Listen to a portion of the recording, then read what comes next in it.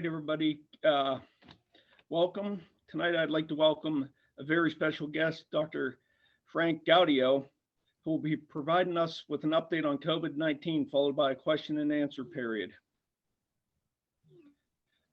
Dr. Gaudio regularly cares for COVID-19 patients, will be bringing us the most current updates on the virus, treatments, protocols, and the vaccine. Dr. Gaudio is a board-certified emergency physician with 45 years of experience in all aspects of emergency services. His background includes 5 years in public health service. He practices medicine in the emergency department of Washington Health System in Washington, PA, and is currently serving on the Pennsylvania Disaster Medical Assistance Team for the National Disaster Medical System for caring for COVID patients in both capacities. Doctor, welcome. Thank you, Mr. Stover, and thank you to people of Bethel Park for giving me a chance to speak to them tonight. Hopefully everyone has got their snow shoveled and we'll have some free time to just sit back and relax and learn a little bit more about the current pandemic. What I'd like to do tonight is to give a bit of an update. Dr. Campbell asked me to speak with you since things have changed quite a bit since his initial talk occurred earlier this year. In order to do that, what I'd like to do is go through a presentation that has a fair amount of factual information, and then we'll try and field some questions from the listeners or watchers when the presentation's over. Okay, thank you, Doctor. Yeah, when it's over, they can type their questions in the comment section and I will ask the questions.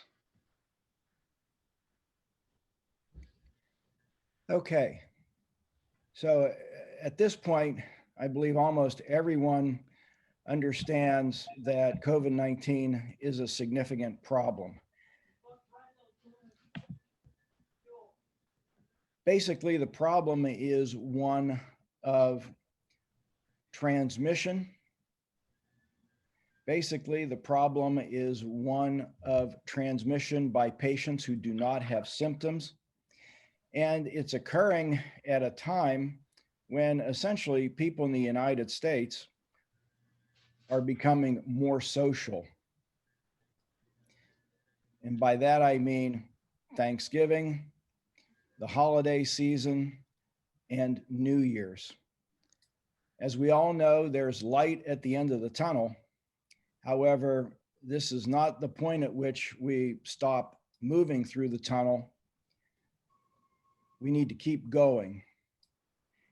And so to that end, what I want to do is update everyone on about 5 different areas. One is to try and give you an overview of the current situation and transmission of the virus. The second would be an update on the symptoms and the course of the disease that has occurred over the course of the past 8 or 9 months.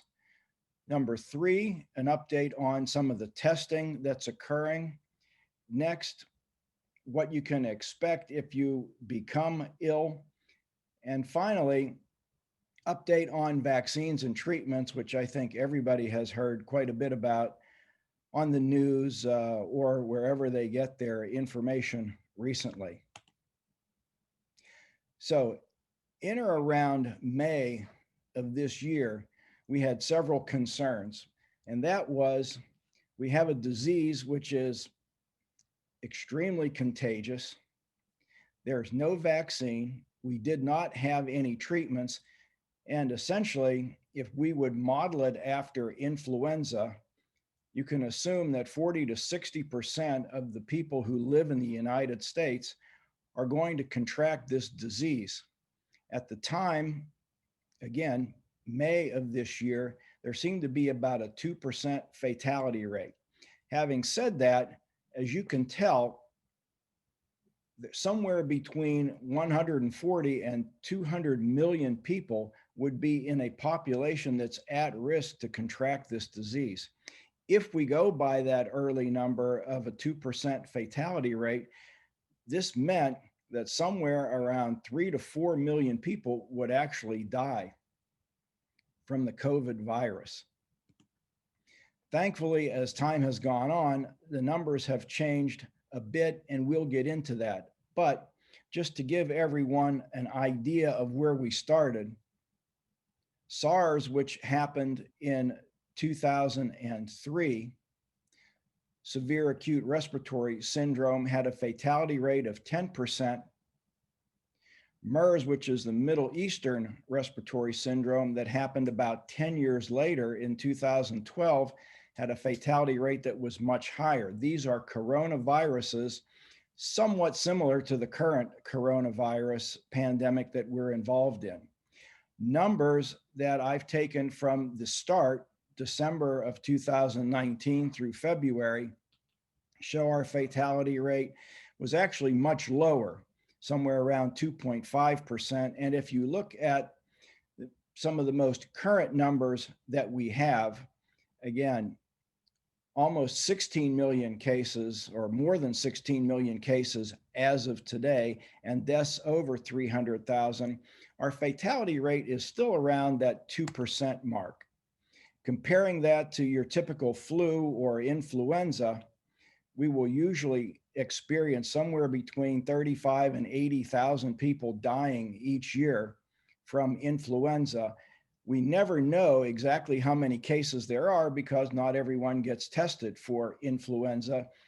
However, you can assume a fatality rate that's much lower. So you can see that the coronavirus, while spreading like influenza, actually has a much higher fatality rate.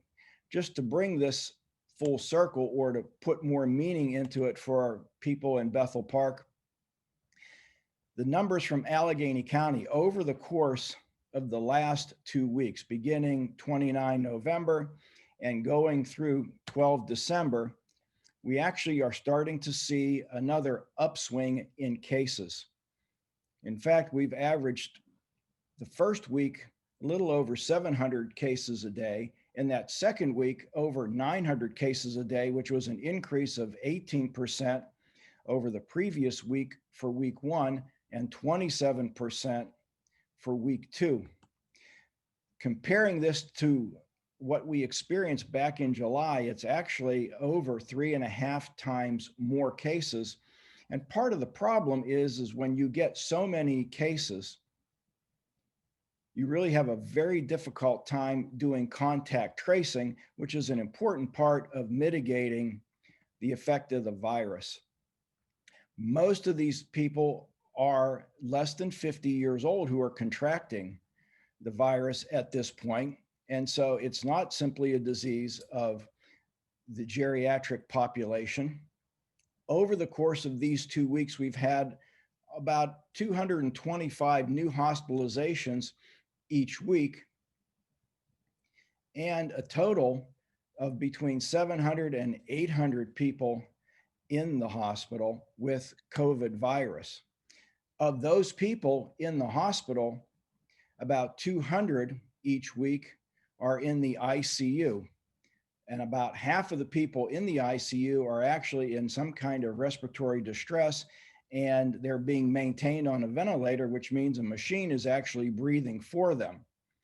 When you watch the news, what you'll hear in different parts of the country are the ICU beds are full and they essentially don't have room to put anyone else. In Allegheny County, we have a little less than 600 ICU beds.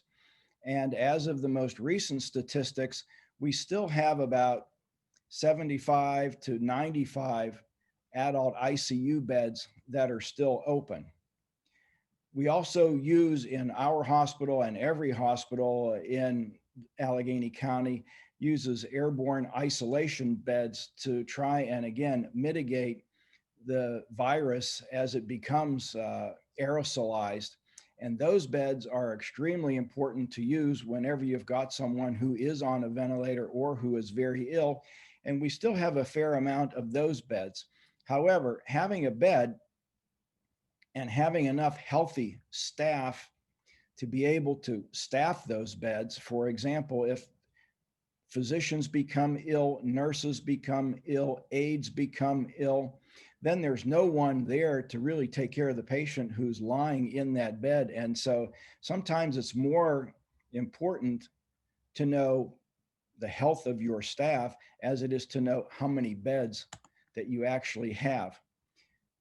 The last statistic, obviously is the most concerning one. And over the course of those 2 weeks, week 1, 70 people, week 2, 85 new deaths. And this is about 3 times higher than our previous peak, which was in August of this year.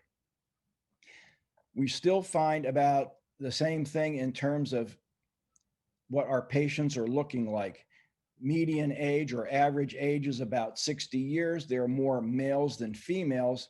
And again, getting to my point about being able to staff a bed or have someone to work and care for those patients, healthcare workers, are still part of the problem in terms of people who are becoming ill in the United States. Since this began, almost 275,000 cases of COVID infections in healthcare workers and a little over 900 deaths. The population that remains at risk are people who are immunocompromised, which means their immune system doesn't function properly, either because they've got some kind of disease process that affects their immune system or possibly from medication that they might be on. The other confounding factor is what we call comorbidities, which means you've got other disease problems. You might have high blood pressure, you might have diabetes. Obesity seems to be a very significant confounding factor. So patients who are obese or morbidly obese are actually at much higher risk to die when they get COVID-19. And in essence, the entire community is the population at risk because anyone can get it at any time. Here is a graph. Again, as you can see, the age groups, no one is spared. It does seem to have a mean or an average age in the late 40s to late 60s. However, as you can see, the older you get, the greater your chances are of dying. Transmission of the virus, we've known for some time that the vehicle that transmits the virus tends to be droplets, large particles of fluid that when someone coughs, someone sneezes, someone talks loudly, someone sings, for example, these large water particles that carry the virus are expelled through your mouth and generally go about 6 feet or so. There's a secondary problem, which is some of these particles are much finer, more like dust or very fine particles that can also carry the virus.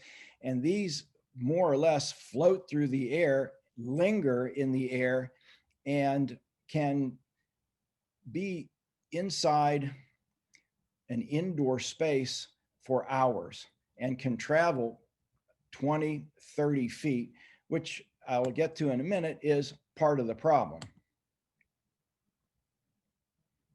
You can imagine from this little cartoon, being more than 10 meters away or 30 feet away, once the virus becomes aerosolized, you can still inhale it.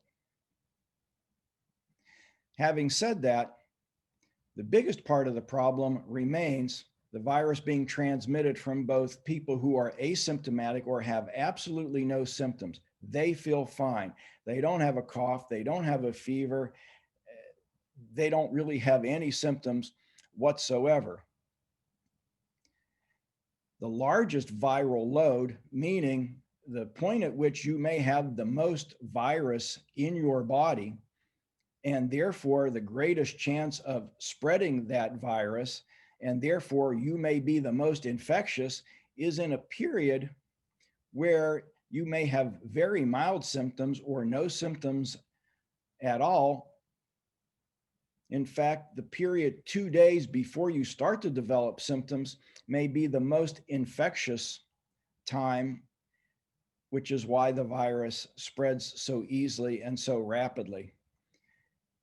In the first week of your illness, the first 10 to 20 days is when, again, you're most likely to have spread the virus. And patients who have poor immune systems or have severe disease, they can actually shed the virus or be infectious for somewhat longer than that 10 to 20 days. Once you breathe the virus in, the incubation period, or the time at which you start to become sick after you've inhaled the virus or after it's entered your body, is somewhere around 5 days, anywhere between 2 and 14 days. Speaking of viral transmission, it happens at close range, which is why anyone who is in close contact, i.e., within 6 feet of a person who has COVID virus for 15 minutes or longer, is considered to be at very high risk to have contracted the virus. And why do I say this? Because this is Thanksgiving holiday. This is the 4th of July cookout if you're inside the house. You're with friends and family. You hug, you kiss, you shake hands, you're talking, and you're there for hours at a time. If you're in a very poorly ventilated indoor setting, or if you have a crowd, then it's even easier to transmit the virus, especially when you have the virus in those very fine particles, what we called aerosols before. And this aerosol transmission occurs at distances much greater than 6 feet. And this is part of the reason that politicians, part of the reason that medical experts try and have people limit that close contact, limit the number of people that are gathered indoors, and have encouraged people to basically forego your typical holiday type of party or gathering. One example that I can give you about transmission was a study done on Marine Corps recruits. Recruits came to a Marine Corps base. Everyone essentially tested negative at the beginning. Within 2 weeks, 2% of the people who tested negative at the beginning now had COVID-19. Within 2 weeks, 14 days, 2% of the people who came in that had an unknown status either didn't get tested, or the test that they did was equivocal. In other words, it didn't give an answer, yes or no, also tested positive. This transmission seemed to occur within a platoon, within a group of people who were in the same place, who tended to be indoors or who tended to work closely with each other, as opposed to transferring one platoon to another. And so you can see that what they refer to as community transmission, even when you have people together and they've been tested and they're negative and they don't have any symptoms, within a relatively short period of time, this happens. We see the same thing at college dorms when end of August, beginning of September, college started again. And this is obviously one of the concerns that people have had about starting high school or grade schools or middle schools again. Although some people seem to feel that your chances of contracting something in school seems to be much less. The symptoms initially: fever, feeling feverish, chills, sweating, congestion, cough, difficulty breathing, sore throat, are the things that we looked for and the things that we were screening for back when we had our first conversation with Dr. Campbell. Since then, things have changed. Gastrointestinal problems have come up. I've seen people with simply vomiting or diarrhea. Having lost your taste of sense or smell is a very significant symptom and a very significant indicator that you may have had or may have COVID-19. Just feeling general aches and pains, feeling tired are also two symptoms that are very prominent. What we're noticing now in the elderly, especially in the emergency department where I work, having someone come in who just doesn't seem to be themselves, or what we call altered mental status, a little more confused, a little less with it, a little less on the conversation when you have it, also is one of the symptoms that we now have started to test people for COVID-19. And in fact, today, anything that sounds like or feels like a viral illness, which now that we're starting to get into the flu season and the winter season, you can imagine how many people have a cough, have a cold, don't feel themselves, have some muscle aches and pains, just feel tired, a little bit of diarrhea. I mean, this is just a huge number of folks. The people that we're most suspicious of, though, are those that the time frame just doesn't fit with the usual virus. It came on all at once. One day I felt fine. The next day I felt like a truck had run me over and I've got a temperature of 103.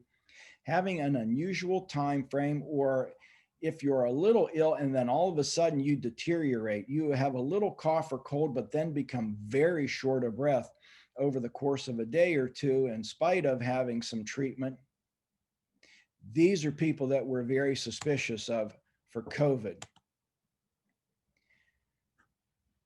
Clinical course of this disease is insidious. It always starts with some kind of viral spreading opportunity, whether it's the 4th of July, whether it's Thanksgiving, whether it's a wedding, whether it's a funeral. This is where things tend to begin. And initially, I just feel sick. I'm not myself today. It's a relatively uncomplicated illness that could pass for any other viral illness that we see. By the time you get almost a week out, you start to feel a little short of breath, and most people will come into the emergency department and say, this is not my usual cold. I get out of bed, I try and walk across the hall to go to the bathroom, and I honestly feel short of breath, doc. There's something more to this. We end up doing an examination, possibly taking an x-ray, and finding pneumonia somewhere around day 8 to 10 after people say, this isn't normal for me. I'm going to go. They call their family doctor, they call their primary care physician, and they're instructed to go to the ER to get an x-ray or to get some blood work done. As things progress, the pneumonia starts to get worse. Again, one of the signs that you're not dealing with your average run-of-the-mill garden variety pneumonia is that in spite of treatment, in spite of an antibiotic, in spite of an antiviral medication, pneumonia seems to be getting worse. And the next thing you know, after being admitted on day 8, 2 or 3 days later, they're being transferred to the ICU. Once you get transferred into the ICU, about half of those people go on to have respiratory distress or to have an overwhelming infection, which we call sepsis. They end up on a mechanical ventilator or a breathing machine. And then they go into what we call septic shock, when more of your organs start to shut down, when your cardiac system shuts down, when your kidneys start to shut down. And that's when you're most at risk to die. What we've found throughout the course of treating these people and following them through the hospital is not only do you have problems with your lungs, but it also affects your heart. Not only do you have lung and heart problems, but it affects your kidneys. Not only do you have those 3 problems, but it starts to work on your coagulation symptoms. In other words, system. In other words, it causes you to have more blood clots than we might expect. And then you start to run into problems with blood clots and the complications that you get from blood clots, which can affect your lungs on top of everything else. If you come into the hospital and we diagnose you with pneumonia, you have a 10 to 15% chance of dying. Because again, these people go into respiratory distress. Once you're in respiratory distress and in the ICU, that happens to about a third of the patients. Like I said, you have a 50-50 chance of living. Who tends to die? It's the people with the comorbidities. It's the people that we talked about earlier that have multiple medical problems, the ones with diabetes, the ones that have heart disease, the ones that may have a kidney problem to begin with, the ones who are morbidly obese. What's new with testing? As a physician, most of the times when we run a test, what we try and do is find a test that gives us a diagnosis. What we try and do is find and use these tests only on patients that are symptomatic. We try and use this test because the test has a high probability of finding the disease, or we have very few false negatives, which means high analytical sensitivity. And we want to run the test once and only once. And so a single test opportunity is what we need. What we have found, however, with COVID-19 and treating people in a pandemic and treating people from the standpoint of a public health catastrophe, you need a surveillance test. You need something that's very inexpensive and easy to use so that you can use the test very frequently. What you want is something that's going to give you a result as quickly as possible. Running a very definitive test that takes 3 to 5 days, or sometimes we've even seen it take a week to come back, doesn't help, because that patient is now in the community or somewhere for the next 3, 4, 5, 6, 7 days, potentially and probably spreading the virus, because as I told you, the time that you're most infectious is early on. The time when you're probably most infectious is when you're asymptomatic, or 2 days before you start to have symptoms. So having a test that doesn't give you an answer for 5 days does not help in terms of what we're doing to prevent the spread of this. And so we need a test that will help us reduce the amount of virus, the amount of COVID in the community, and reduce the amount of people who are contracting COVID. And that's called a surveillance test. Right now, what we're doing, if we test people too early, is we're getting negative results. We're waiting 3 days to get a negative result. And essentially, we're not performing the kind of surveillance.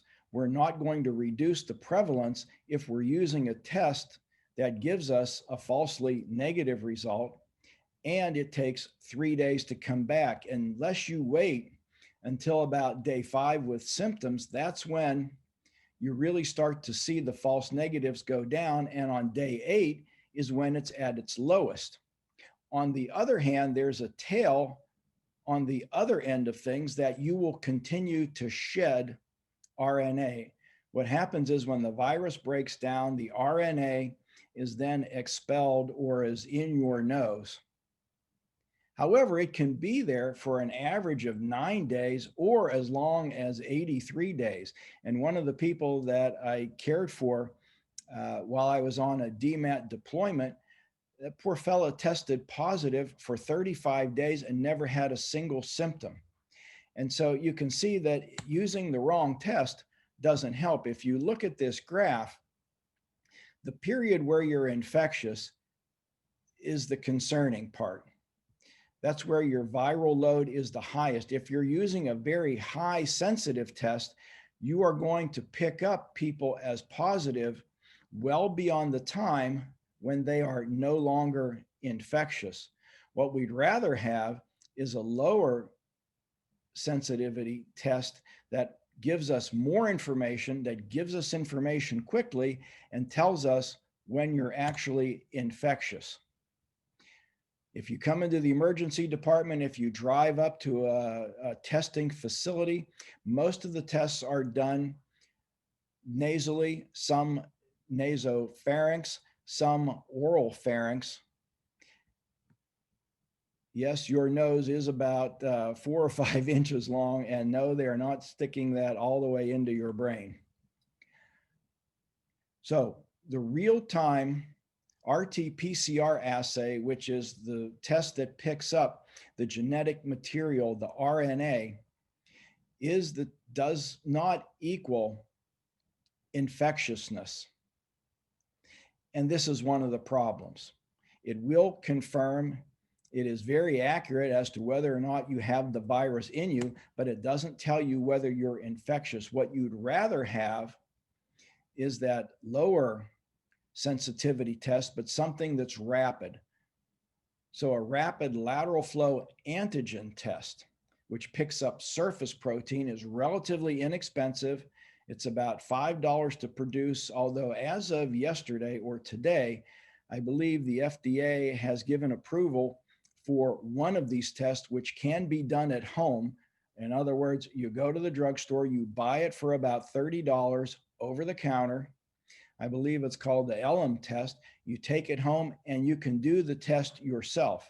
You need something that's easily mass produced so you can make tens of millions of these tests per week.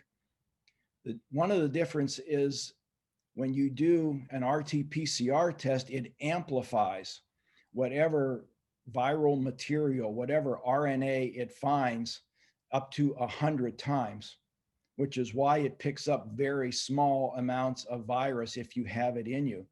With the rapid test, we don't have that amplification step. So what we're finding is it may be a better indicator of who is infectious. And that's what we're looking for. Moving on to some clinical considerations. The important thing is identifying who has COVID, or more importantly, identifying who might have COVID. So when you come to the emergency department, when you go to your physician's office, or if you're at home, what you want to try and ascertain is who might have it.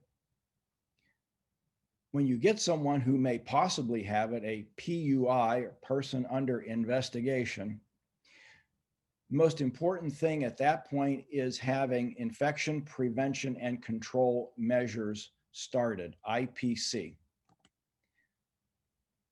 So we're back with droplet precautions, contact precautions, and airborne precautions. Now, obviously, we're not going to get too much into airborne precautions because these are procedures that happen in the hospital.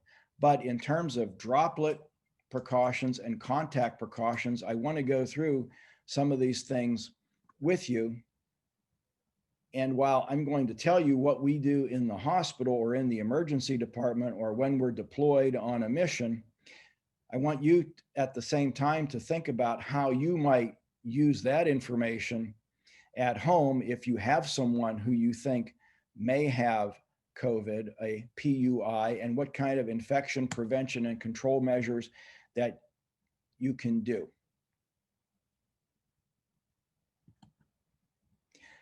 First thing that we tend to think about is cold, warm, and hot zones. The red area, or a hot zone, is where we have people who may have the virus in our emergency department. The cold zone or green area is the area of the emergency department that we want to keep virus free, and we don't want to have people going back and forth and having contamination, because then everyone who sits or works or is treating a patient in the green zone now becomes problematic. And so even in your home, if you've got someone who you're isolating, you want to keep them in an area, and that's a hot zone, and you want to try and avoid contaminating your kitchen. Having people go and use the same bathroom that that particular person is using, for example. And so keeping that in mind, again, for your purposes in your own home is very important. At triage, the first thing we do is try and do a respiratory triage. physical barriers, asking questions. And when we find someone who may have any of those symptoms we talked about previously, we try and put them into a separate area. So anyone with respiratory symptoms, or as we call them, PRSs, patients with respiratory symptoms, gets segregated off. And the first thing we do is try some education. Cough into your elbow. Don't touch your face. Wear a mask.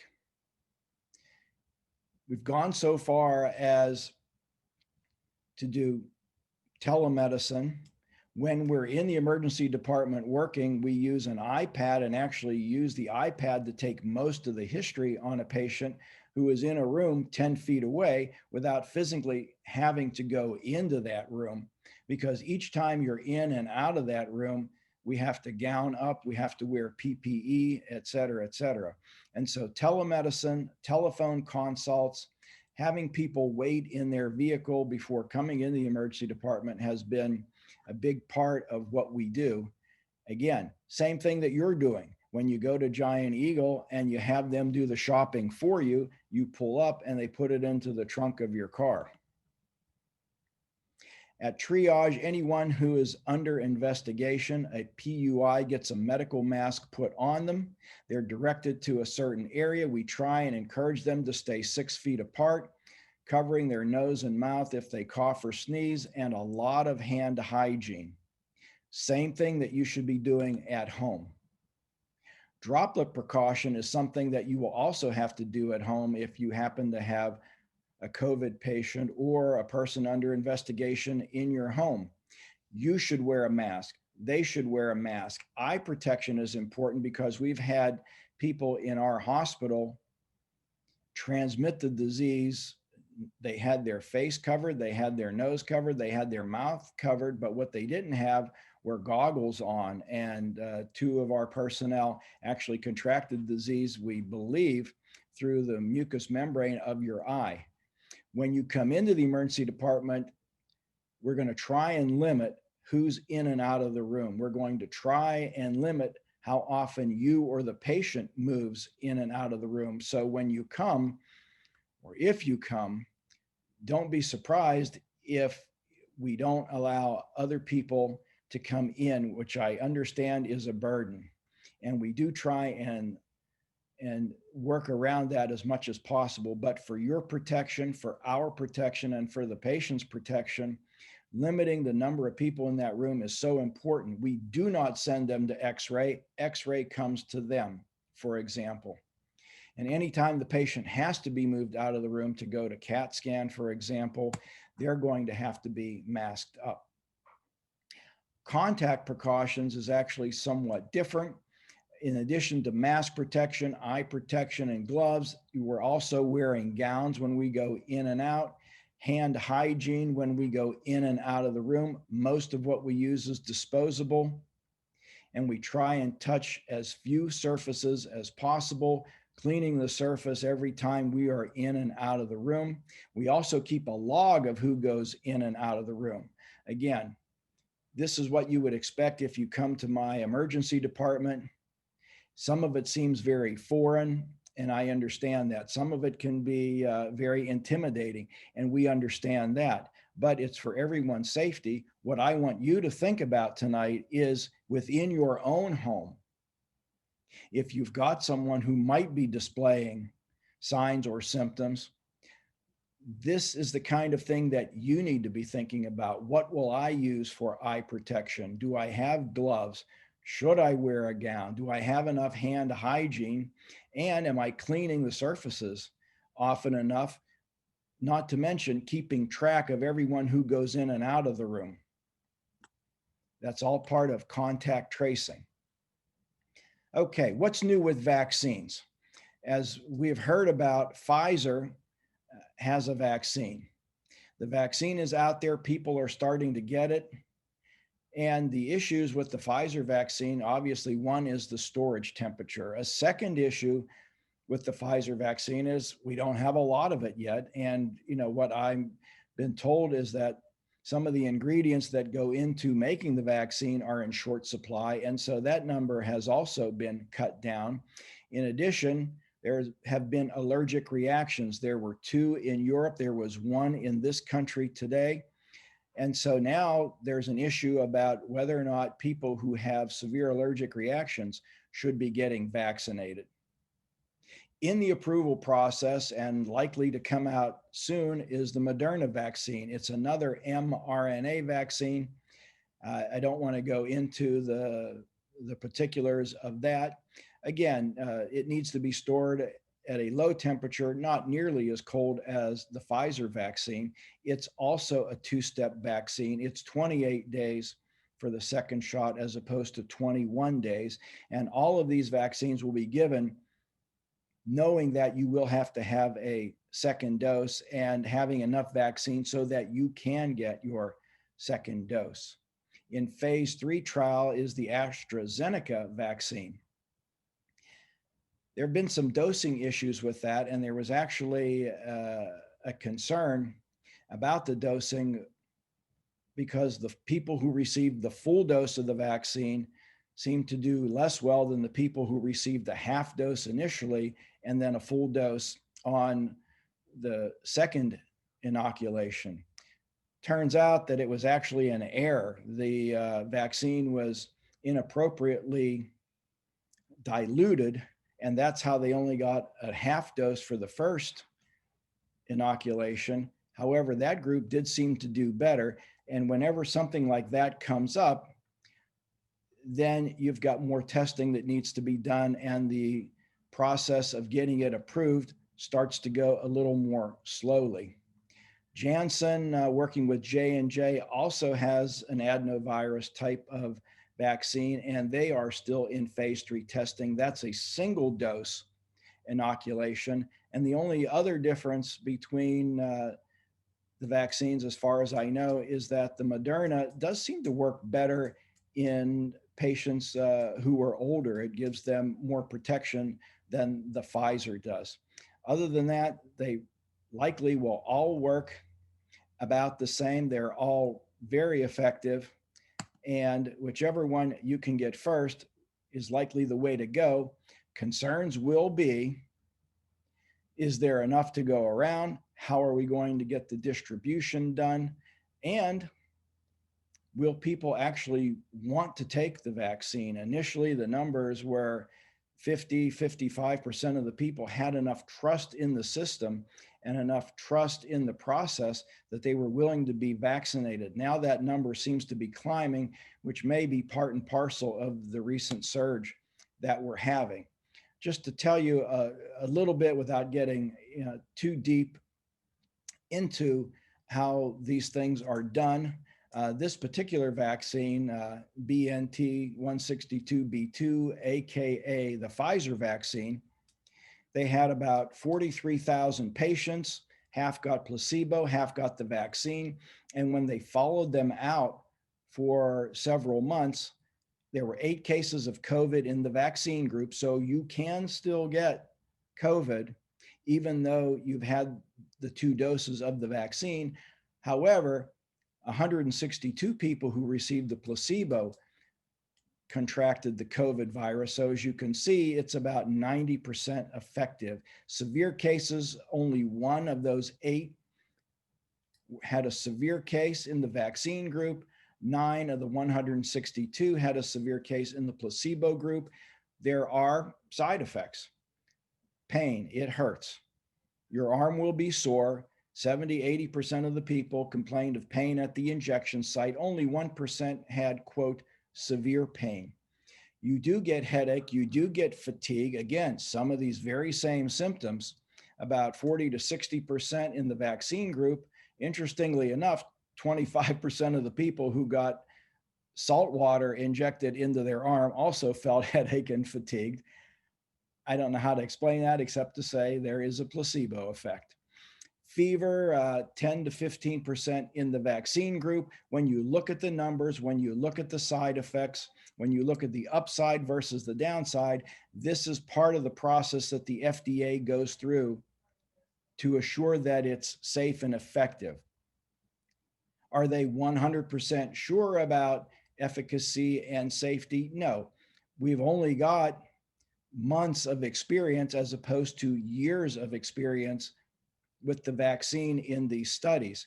And so, as you probably have heard on the news, there were 3 severe allergic reactions as we start to give it to hundreds of thousands of people as opposed to 43,000. So things will come up. But as far as anyone can tell, it's extremely effective, it's extremely safe, and this is the kind of process that the FDA goes through when they approve something. And this is as good as it gets when you look at the science and the numbers. So when you come to the emergency department, will you be admitted? Sometimes, sometimes not. If you can go home and have your own bedroom, a place where you can have a red zone and quarantine or isolate. If no one else that lives with you has a problem with their immune system or has a bad heart or kidney problems or diabetes, if you can follow those kinds of precautions that we talked about, the standard and contact and droplet precautions, then you can go home if you have a very mild case. It's important that you keep that 6-foot rule in mind. It's important that you wear a face mask, and so on and so forth. In terms of treatments, general considerations, this is what we've been doing all along. Oxygen. Most of the patients feel short of breath. Most of the patients, once they start to become very ill, have problems oxygenating. In other words, they don't get as much oxygen into their body through their lungs that they need to sustain their vital organs.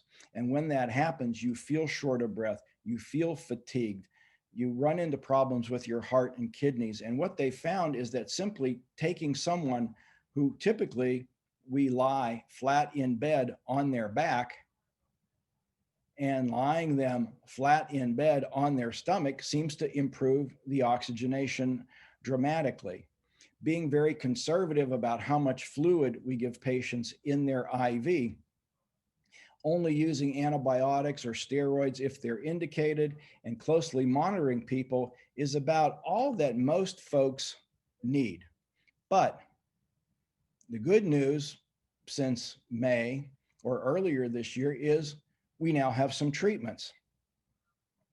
Remdesivir is an antiviral medication, and in spite of the fact that when they used remdesivir, they did not find any benefit in mortality. In other words, they did not find that it caused fewer people to die when they got the medication. What it did do is it shortened the hospital stay, and the less time you spend in the hospital, the better it is for most patients.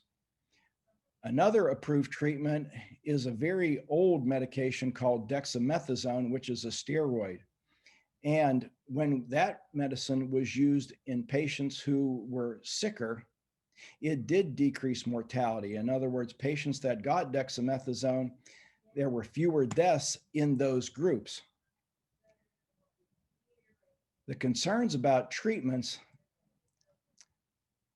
is that there's good information and there's bad information. And there's information that you get from reliable sites like the CDC, like the FDA, like your family physician. And then there are things that you read on the internet. And whenever you start to get bad information, you will make bad decisions.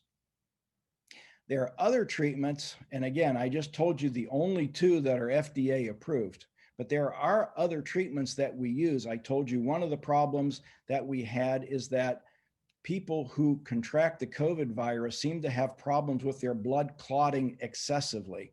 And so we've started to treat people with anticoagulation medicines or blood thinners to prevent this thrombosis or excess coagulation or excess blood clots. Naturally, when you treat with a medication that causes your blood to be thinner, you will have more bleeding.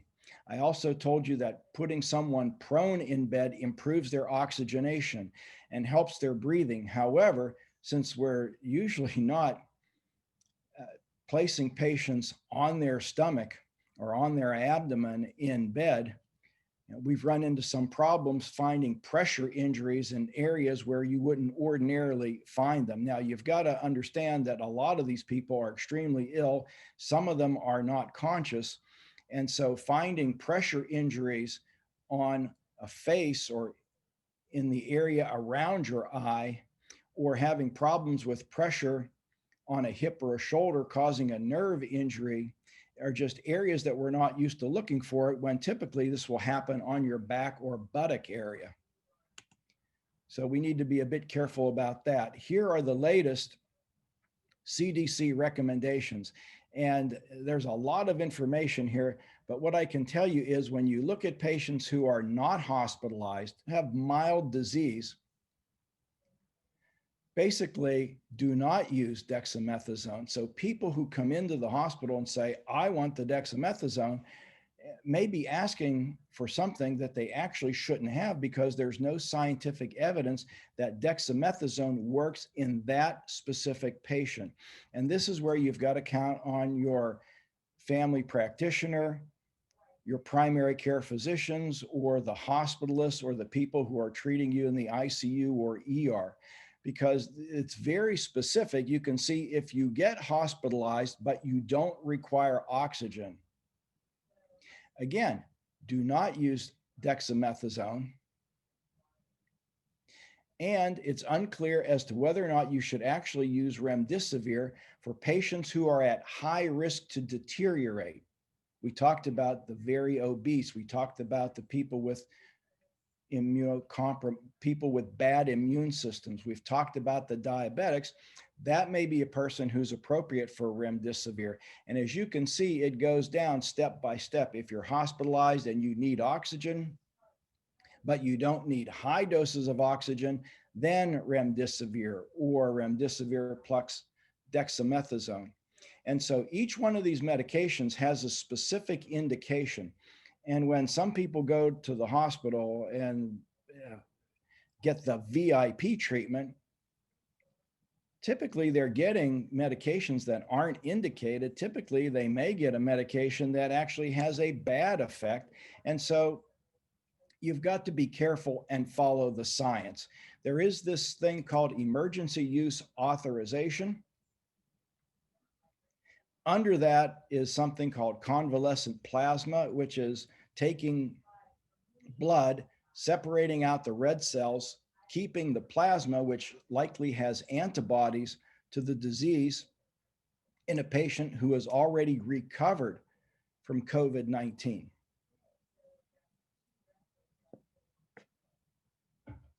When they tested those patients, no difference in clinical status, no difference in overall mortality.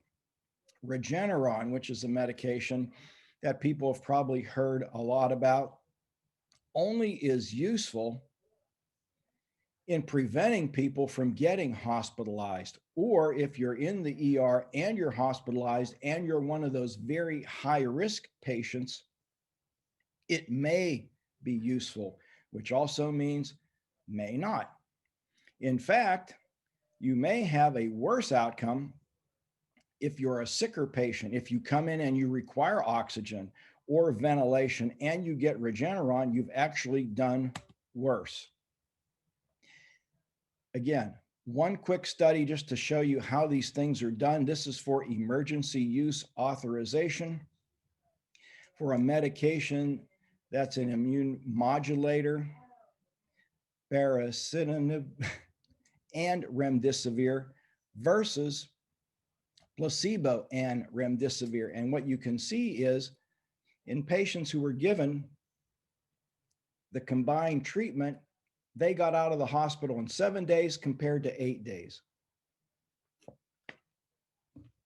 If you were sicker and required a lot of oxygen, then there was a benefit.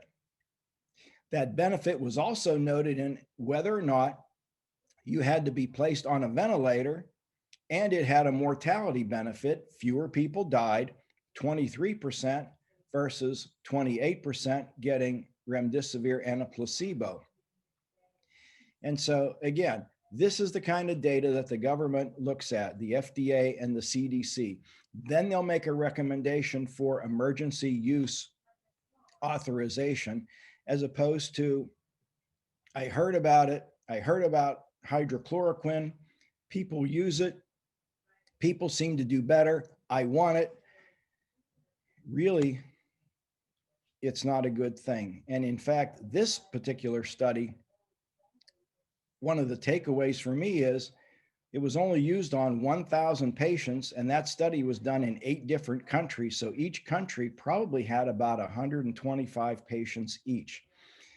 And it's hard to make a solid recommendation based on a study that only has 125 patients in it in your particular country, because as we know, treatments vary between hospitals, and certainly treatments vary between countries in terms of how COVID-19 is being tested. There's also something called compassionate use protocols, medicines that are sort of a last ditch effort. Gene therapies, certain cell therapies like stem cells, other immunomodulators are done, and these really need to be done according to some kind of protocol. And whenever we find it just being used at a whim, it doesn't do any justice to the patient. It doesn't do any justice to figuring out whether or not this is something we should do. There's always questions of timing. Is it better to do it early? Is it better if it's done later? Is it better if it's done in very ill patients? Does it have more effect if it's done early on in a patient who's not very ill and prevents them from becoming very ill or admitted to the hospital? All of this really needs to be data driven. And, you know, I understand and I sympathize with people who are very ill and they're looking for whatever might work. And they might have the opinion of, I don't care if it doesn't work, but really some of these will actually have more of a negative effect. So getting close to the end in terms of when you can go home or when it's safe to start to leave your home. If you're in isolation and you're COVID positive, 10 days after you've had your first positive test and you've got no subsequent symptoms, you're safe to go. Or it's been 10 days since you had your first symptom, you haven't had any fever without having to be treated with an antipyretic, which means you weren't treated with anything like Tylenol or Motrin that would bring your fever down. So if you've got no fever since the initial symptom 10 days ago, you're good. You could also discontinue your isolation if you were exposed. Somebody at work had COVID. I was exposed. They asked me to isolate or quarantine. And if you've been 7 days without any symptoms and you've had a negative test, you're safe to discontinue isolation.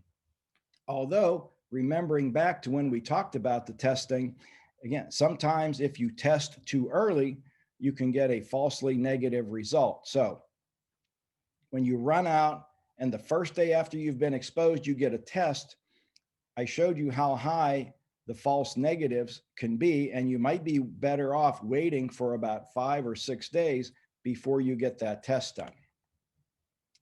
No matter what you do, though, there's always risk. Nothing is 100%. And there's can be up to a 10% risk if you don't quarantine for the full 2 weeks.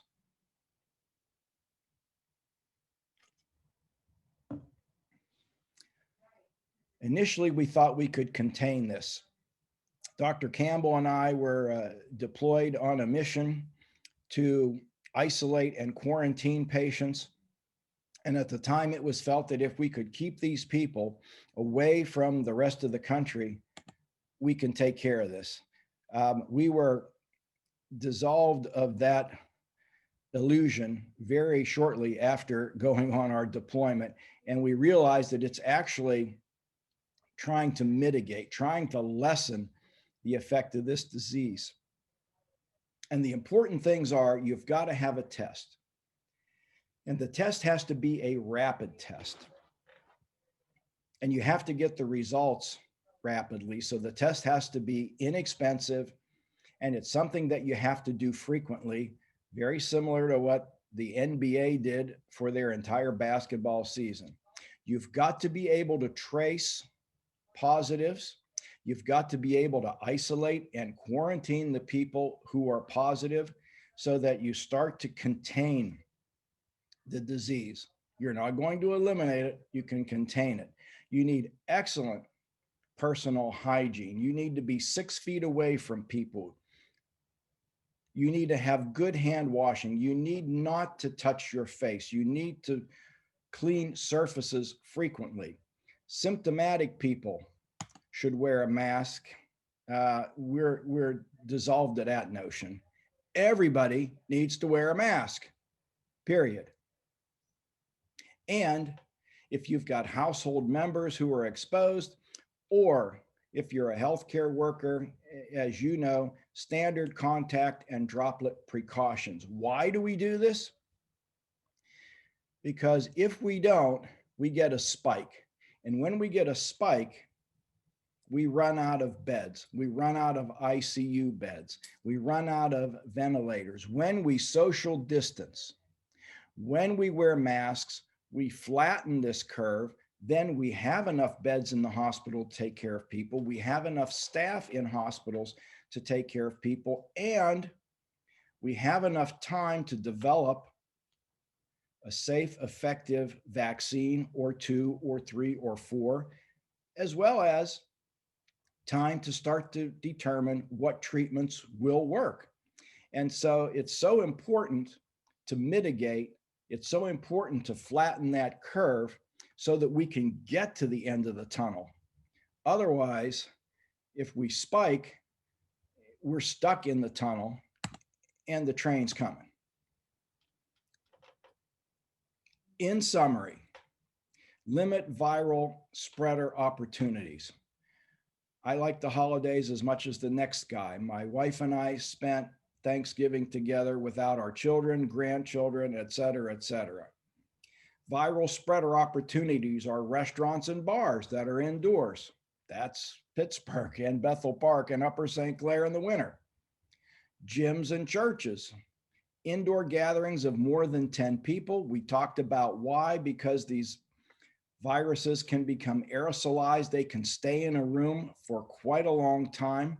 And if you've got 10 people in a room who are unrelated, the chances of one of them having it are probably pretty good. And if one person in the room has it, more than one people are going to have it when they walk out of that room. There was an interesting thing I saw on TV about a scientific conference from a company, I believe it's called Biogen. That conference had one person with the COVID virus. That one person spread it to 360,000 people around the world, 50,000 in the United States. Google it if you don't believe me. We need to mitigate the disease by practicing excellent personal hygiene, not good, but excellent. We've got to wear a mask. You can't touch your face. We've got to clean surfaces frequently. You've got to wash your hands frequently, using cough and sneeze etiquette into your elbow, not like this. We've got to maintain social distance. These are things that will help. In spite of that, cases will continue to rise. We are seeing the spike from Thanksgiving now. Watch TV any day of the week. Cases and deaths will continue to rise until we have some aspect of herd immunity, which means 70 to 80% of the population needs to be immunized. That's when we'll truly get a respite from this problem. That's when we'll be at the end of the tunnel. We are not at the end of the tunnel now. We need to continue to flatten the curve. We need to continue to get out of the tunnel. We need to be on guard. We need to be focused. We need to be looking for people who are at risk to have it. We need to isolate and follow these infection control guidelines for people that we think may have it. And we need to follow the guidelines, and these things change.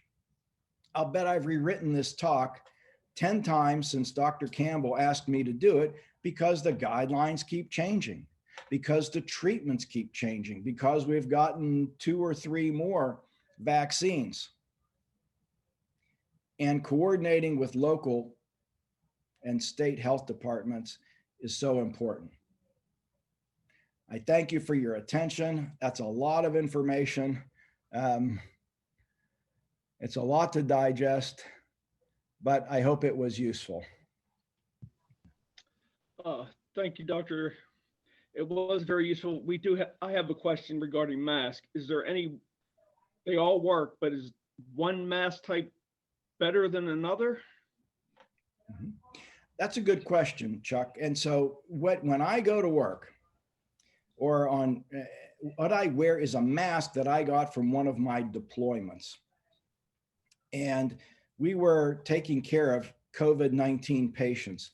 And we were given a mask that is a P100 mask. And what that means is that particular mask filters out 99.7% of viruses, bacteria, particles, etc. What we typically use in my hospital is an N95 mask, which filters out about 95% of viruses and particles. What that means is that if I'm wearing that mask or you're wearing that mask, the virus will likely be blocked by that mask and you will not inhale it. If you wear a cloth mask or a 3-piece surgical type mask, that mask protects the other people who you are in the room with or other people that you are coming in contact with. It does not prevent you from getting the disease. So when you cough, when you sneeze, when you expel droplets, when you expel aerosol, that gets caught by the mask. So your mask protects me.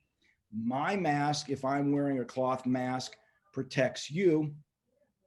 If you want protection and you want to wear a mask that protects you, then you need to go the N95 or P100 route.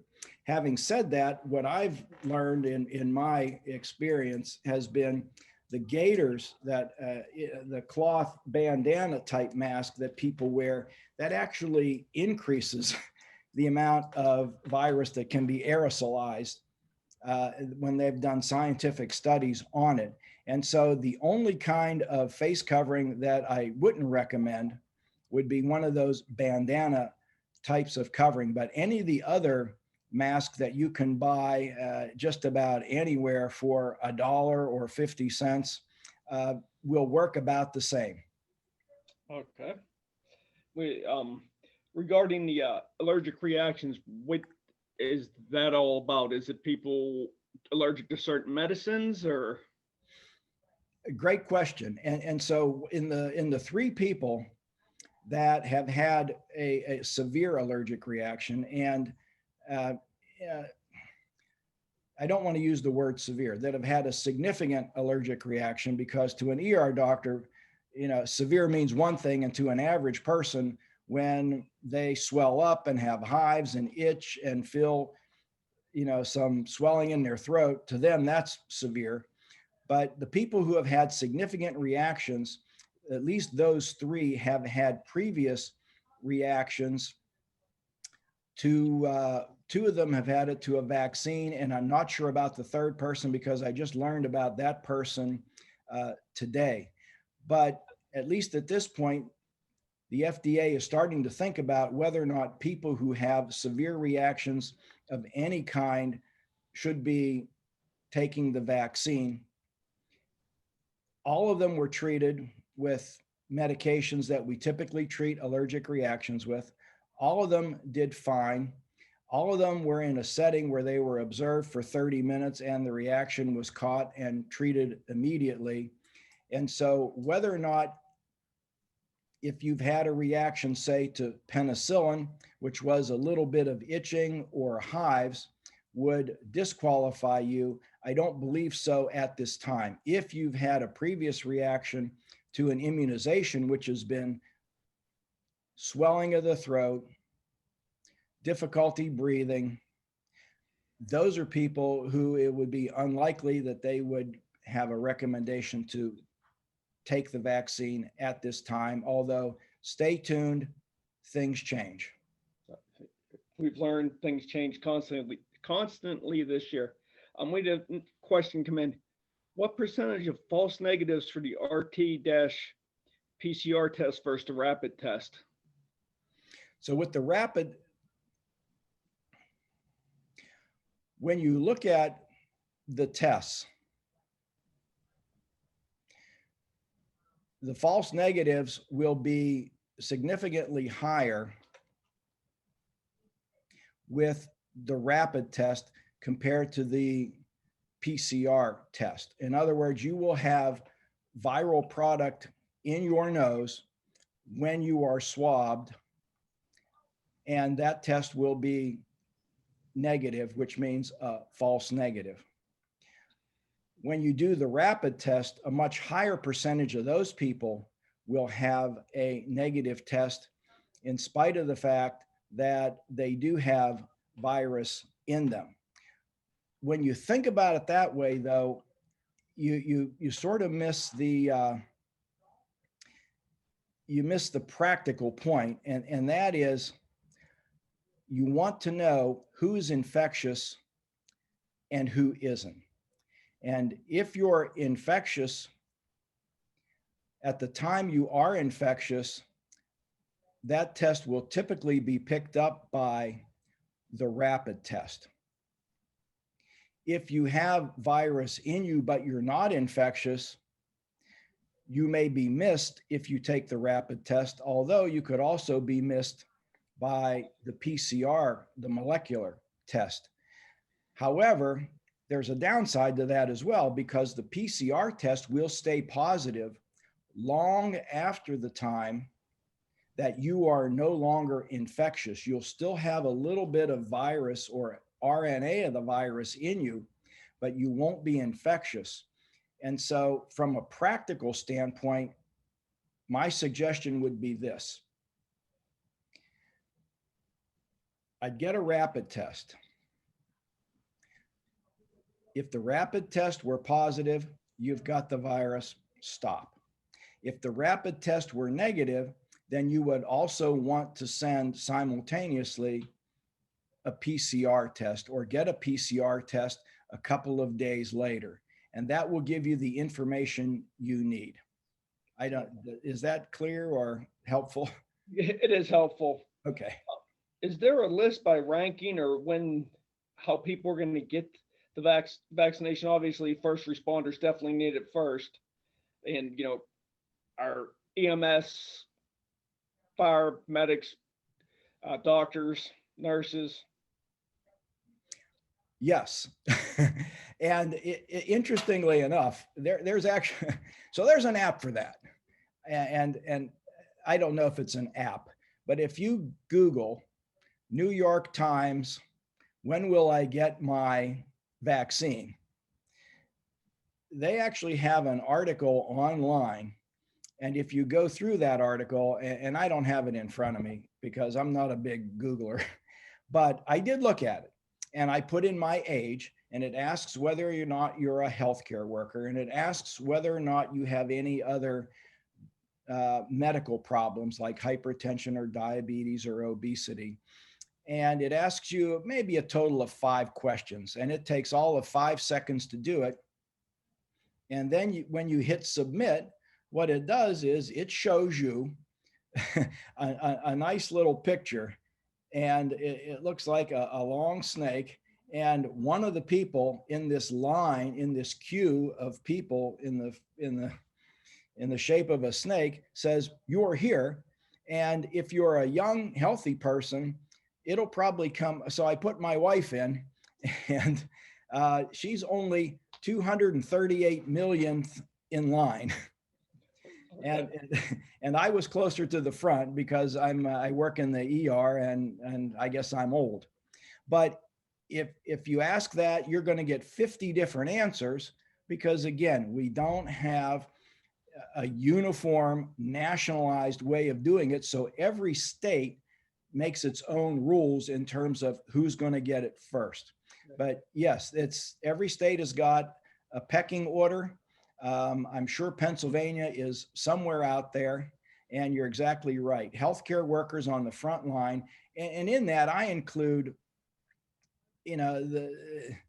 the housekeepers. I mean, we've had these housekeepers in our department come in, and they've got to clean these rooms once the patient leaves. And I'll tell you, those folks have a heck of a job, and they're as frontline as we are, because they're in the room after we leave, for an hour cleaning the room. At any rate, healthcare workers are going to be first.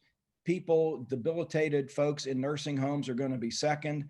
And beyond that, I think first responders are third. When you get beyond the first responders, I would assume teachers and other people are next in line. But that New York Times article is really, if you've got a couple of minutes because it's snowing like crazy, look it up. It's and you'll see where you are. But good news is, as far as I can tell, anybody who wants the vaccine, if things continue to go the way they sound like they're going to go, Moderna will get its okay. AstraZeneca will probably be looked at sometime in the next couple of weeks. And if you're an average citizen in one of our townships or communities, by end of, late spring, early summer, anybody who wants it, I think will have gotten it. Okay. Yeah, my brother lives in New York City, and he did the New York Times test. Oh, okay. And I think, now that you say that, he was at 285 million. I'm like, well, you're down. Yeah, you got a long way to go to get to the end of that tunnel. But if you can put that link up on your website, people might enjoy it. I don't know. I don't know how to do that, but you probably do. We will get one of our people to do that. Couple questions came in. Besides good sleep and good nutrition, good exercise, is there anything else that can be done to improve one's immunity? Does zinc help, vitamin C, multivitamins? Is there any significant benefit of that? I don't believe there's any scientific, statistically significant benefit to it. And now, and what that means is that if you took 100 people and you gave 50 of them zinc, let's just take zinc, for example, and vitamin C, and 50 of them took a sugar pill that they thought might be zinc or vitamin C, at the end of the day, the number of people whose immune systems were adequate in the zinc group would be almost exactly the same as the number of people who took the sugar pill. Now, whenever you do a population and you see no statistically significant difference, that means that for a population, it does not make any difference. We don't deal, well, you and I don't deal with populations, but public health folks do. And when they look at something like that, they'll say there's no benefit. On the other hand, when I go to work or when Dr. Campbell goes to work, we deal one-on-one with the patient who's in front of us. And so, if you said, well, out of that group of 50, 10 people seem to do better in each group, how do I know if I'm the 10 and 50 who would do better versus in that 40 out of 50 that did about the same? And my answer is, you never do know. And so, something like zinc or vitamin C in larger amounts than you normally get in your diet, I don't know that it has any downside, any bad effect. And, a lot of it is how something makes you feel. And a lot of it can be attitude. And if you think you're taking something that is helping you and it makes your attitude a little better and it helps you to sleep better and it prevents you from eating poorly, then nothing says there isn't a benefit for you individually. Okay. How do they determine the effectiveness of the vaccine? Do they expose the volunteers to the virus after receiving the vaccine, or? Good question. No, they don't. What they do is they have the volunteers come in. They get either the vaccine or sterile water or saline. And then they say, live your life, do whatever it is you normally do. However, what they tell them is that if you have any symptoms whatsoever, let us know. And so I know personally of someone who was in the Moderna trial. Was the University of Pittsburgh participated in the Moderna trial. And this acquaintance of mine swears that he got the Moderna vaccine because his arm was sore. He had a little bit of a temperature after he got his second dose. So he was actually pretty convinced that he got the vaccine. He did end up with a little bit of a scratchy throat. And he said, if I wasn't in the trial, I wouldn't have done a thing about it. I would have said, I got a little bit of a sore throat. But one day he had a little bit of a sore throat. He had a little bit of a runny nose. He contacted the people at the university who were running the trial. They had him tested, and it turns out that he was COVID positive. Now, after one day of a scratchy throat and one day of a runny nose, he felt fine. He got tested. He had antibodies in his blood. And so they basically tell you, do whatever it is you normally do. If you have any symptoms, call us immediately and we'll get you tested. Now, is everyone as meticulous as this associate of mine? Knowing him, I would say no, because if it were me and I had a little bit of a scratchy throat, I probably would have ignored it and gone to work and forgot all about it. So no, they don't expose you to the virus. They just have you do what you would normally do. Okay, that's fair enough. Now, you talked about the different symptoms. Is it possible for someone just to get the fatigue and be mentally different, like beat up and no other symptoms? Oh, absolutely. Absolutely. In fact, there's something that it's a little bit of a syndrome that they call a COVID fog. So the patients that I've seen with it describe it like they feel like they're in a fog. And I what do you mean by that? I just feel like I'm in a fog. And essentially, one of the few symptoms that they reported is just what you said. I'm tired, I ache a little bit, and I sort of feel like I'm in a fog. Could I have it? And the answer is yes, because we've seen this. Okay. Just wondering, because I've had a lot of people say, I was tired for a month and a half. I went back to the doctors a few times and they gave me antibiotic or medicine for upper respiratory virus or something, and it didn't kick it. And I was tired, and I just felt like, tired, and I just wanted to sleep or just veg out, and If your question is, could that be COVID-19? My answer to you is yes, because again, I didn't cover it tonight. We only have an hour, and I know I went over, but of the people who get COVID-19, I showed you statistics that 2% of the people are going to die. And that's, it's tragic. Another 5 or 10% of the people are going to get pretty sick. And about another 5% of the people are going to have what I would call, what we call long haulers. And I don't know, and HAULERS, people who have symptoms for a long time. And it just drags on and on for months and months. And again, I'm not their doctor and I don't want to give medical advice, but if you were curious enough, let's put it that way. If you were curious enough and you felt like there just something isn't right. And did I have it or didn't I have it? You can go someplace. In fact, I went by a clinic the other day that said free antibody tests. And so if you go and you find a place that'll do an antibody test, you will find out whether or not you've had COVID virus at some point. Do you have it now if your antibodies are positive? Probably not. Did you have it at some point in the last week? Well, maybe. In the last month? Yes. In the last, 6 months? Yeah, because once you have it and you develop some antibodies, those antibodies are going to be there. Now, we don't know enough yet because we've only got 8-9 months experience with this, how long the antibodies will be at what level, because typically when you have a virus or you have something that your body develops antibodies to, you get a fairly good response. This is what we see when you get a vaccine. We look for the antibody response. This is what they test for in some of these trials. Will that be there 3 months from now?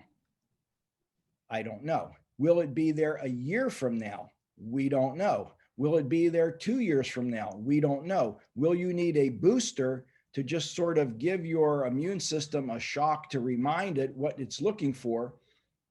Probably, because what happens is you get a high dose of antibodies, then it starts to dwindle down, but your body has memory. And the part of your body that makes antibodies has memory. And the next time you're exposed, chances are you'll get a very vigorous response and make lots of antibodies. And so all of these things, the timing of the test, the levels it should be, will you get that vigorous bump the next time you're exposed to it? Do you need a booster shot that'll give you that vigorous bump? Is it good for a year? Is it good for 5 years? Is it good for a lifetime? Well, we don't know. We know that some people have gotten the COVID virus more than once. So obviously, immunity is not conferred on someone by simply having the disease. However, probably is for most people, may not be for some. Why some and not the other? Why you and not me? Again, we're not when you're up to your knees in alligators, you forget about draining the swamp. You just want to kind of get things done. And right now the focus is all on the vaccine. But sooner or later, those studies will be done. And 2 years from now, we will have answers to all those questions. I'd hope enough people were curious about the antibody test to go get it. So, we learn more information we have now, the better we can prepare for anything. Oh, and believe me, this may not go away. This may be the kind of disease or virus that lingers for 2 or 3 years. And so you're absolutely right. And I got to believe that someone who wants to make a name for themselves in the world of immunology is probably studying this, or I hope they are. I hope so too, Doctor. It's been very informative. I thank you very much. A lot of great information. So thank you very much. Hopefully we have you back on next year, and we're at the end. We like to say the beginning of the end because the vaccine's here. Now we just got to get everybody vaccinated and get through this end part.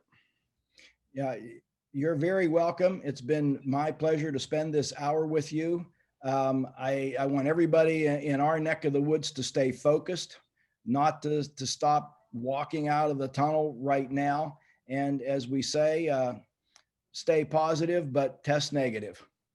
There you go. I'd like to thank everybody, Bethel residents and non-residents, for tuning in to tonight's presentation. May everybody have a happy holidays, stay safe, and we will see you for our next presentation on January 20th. Dr. Tim Campbell will be talking about weight loss. Thank you and good night, Bethel Park.